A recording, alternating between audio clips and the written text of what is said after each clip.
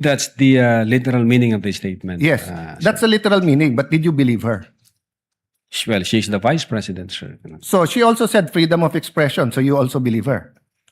Not based on the evidence that what we gathered, sir. No, hindi ba klaro sa video na ang pinagbibintangan niya is the first lady, the president, and the speaker of the house.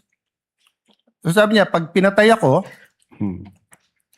patayin mo silang tatlo.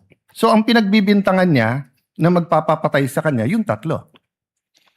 I cannot answer to that, Your Honor. Senator Judge Allen, kindly wind up. But you have to be able to answer that because you're the one who investigated. And that is crucial. Why?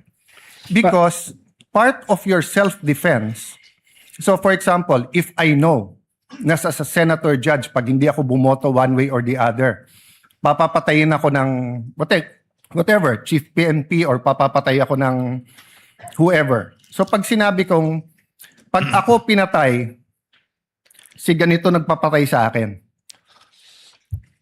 And then, ang difference, I don't usually give a threat na patayin mo rin. So could it be that actually that was the defense of the vice president para hindi siya patayin?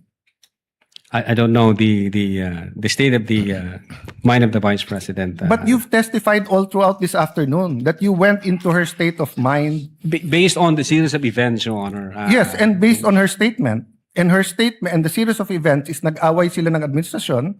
And the series of events is that sinasabi niya, pag ako'y pinatay, eto tatlo ang papatayin nyo. Okay, last question.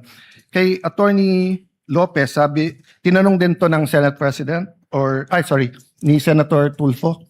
At di ko na itatanong pero napahapyawan ni Senator Erwin din to yung tungkol kay yung sinabi ni si Attorney Lopez, sabi mo, even before kasi nangyari yon, nakausap na ni Vice President yung papatay.